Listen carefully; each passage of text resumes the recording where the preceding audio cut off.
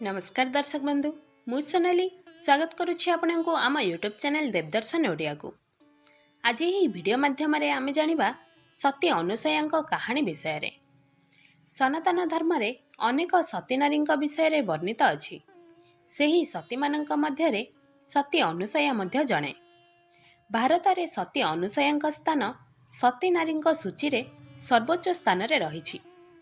माता अनुसया निज तपस्या एवं पतिव्रता पाई बेस प्रसिद्ध थिले। सती अनुसयाଙ୍କ विवाह प्रजापति ब्रह्माଙ୍କ मानसपुत्र महर्षि अत्रिଙ୍କ सह होइथिला। दर्शक बंधु आम हिंदू शास्त्र रे पतिव्रता नारी विषय रे कुहा जाई अछि स्त्री को तांकर पतिଙ୍କ सेवारु ही पति करिथिबा पुण्यर अधा भाग प्राप्ति होइथाए। तेनु पतिव्रता नारी को पुण्य प्राप्ति पाई अलगा पूजा पाठ श्राद्ध उपवास एवं होमयज्ञ आदि कार्य करने आवश्यक न थाए। स्त्री पाई केवल पति ही परमेश्वर एवं परमपति जहांक सेवा करी से सबु किछि प्राप्ति करिपारे। जेउ नारी पति पितृ एवं अतिथिंक सेवा सत्कार करिथाए तांको उपरे भगवान प्रसन्न रहिबा सह पति करिथिबा पुण्यरु अधा भाग प्राप्ति होइथाए। कुहा जाए त्रिदेवी लक्ष्मी सरस्वती एवं पार्वती को निजे पतिव्रता हेबार बड़ अभिमान थिला। थरे त्रिदेवी को देवर्षि नारद संकटरे पकाइथिले। नारद माता लक्ष्मी पाखरे पहुँची त्रिकुट पर्वतरे बास करुथिबा महर्षि अत्रिଙ୍କ पत्नी अनुसयाଙ୍କ विषय रे कहिथिले एवं अनुसया को नारद समग्र पृथ्वीर सतीर दर्जा देई संबोधित करथिले। एहा सुनिबा परे माता लक्ष्मी को खराब लगिला। लक्ष्मी नारद को पचारिले, हे मुनि सती अनुसया कौन मोठारु अधिक श्रेष्ठ? नारद उत्तर रे हाँ कहिथिले।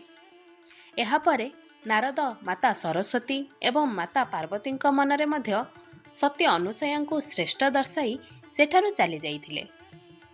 एहा जानिबा परे त्रिदेवी माने मने मने क्रोधित होई निज निजर पति ब्रह्मा विष्णु एवं महेश को सती अनुसया विषय पचारिथिले। उत्तर रे त्रिदेव मध्य सती अनुसया को श्रेष्ठ कहिथिले।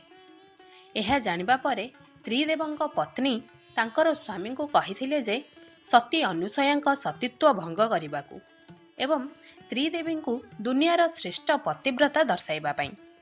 किंतु त्रिदेव एपरि न करिबाकू निजर पत्नी को कहिथिले।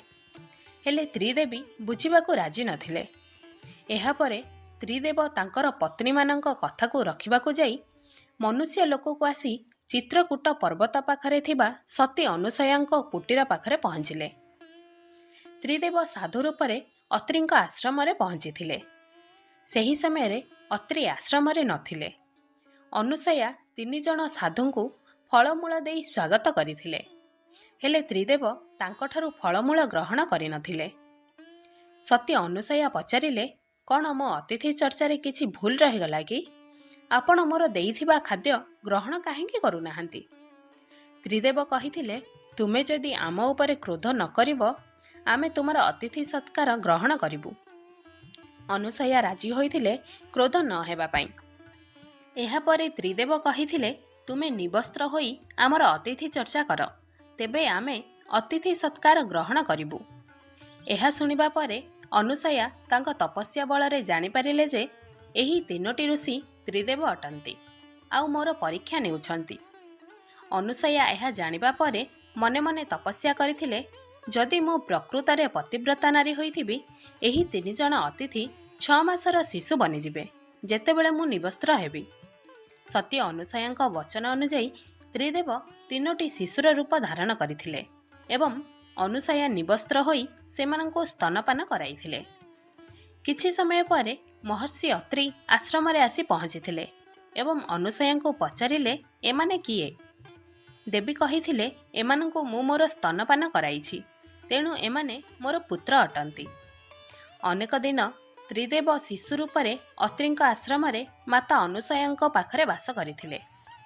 त्रिदेवଙ୍କ पत्नी माने एहा जानिबा परे चिंतारे सेमाने अत्रिଙ୍କ आश्रम रे आसी पहुँचिथिले।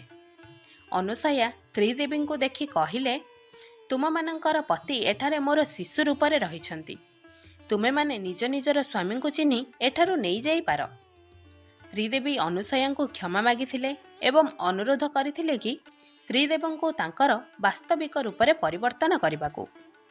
ଏହା ଶୁଣି ଅନୁସୟାଙ୍କୁ ଦୟା ଭାବନା ଆସିଥିଲା। ସେ ମନ୍ଦାକିନୀ ନଦୀର ଜଳ ତ୍ରିଦେବଙ୍କ ଉପରେ ପକାଇଥିଲେ। ଏହାପରେ ତ୍ରିଦେବ ନିଜ ନିଜର ରୂପରେ ଆସିଥିଲେ।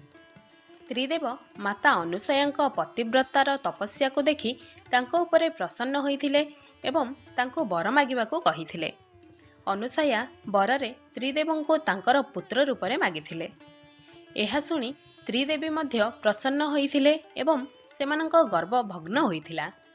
ତ୍ରିଦେବଙ୍କ ସହ ତ୍ରିଦେବୀ ମଧ୍ୟ ମାତା ଅନୁସୟାଙ୍କୁ ସଦା ସତୀ ହେବାର ଆଶୀର୍ବାଦ ପ୍ରଦାନ କରିଥିଲେ। ଏହାପରେ ଭଗବାନ ବିଷ୍ଣୁ ଦତ୍ତାତ୍ରେୟ ରୂପରେ, ମହାଦେବ ଦୁର୍ବାସାଙ୍କ ରୂପରେ ଏବଂ ଭଗବାନ ବ୍ରହ୍ମା ଚନ୍ଦ୍ରଦେବଙ୍କ ରୂପରେ ମାତା ଅନୁସୟାଙ୍କ ଗର୍ଭରୁ ଜନ୍ମ ନେଇଥିଲେ। ଦର୍ଶକ ବନ୍ଧୁ, ଏହିଭଳି ଭାବେ ତ୍ରିଦେବ ମାତା ଅନୁସୟାଙ୍କ ପୁତ୍ର ଭାବେ ଜନ୍ମ ନେଇଥିଲେ ଏବଂ ମାତା ଅନୁସୟା ସବୁବେଳ ପାଇଁ ସତୀ ଅନୁସୟା ଭାବରେ ପରିଚିତ ହେଲେ।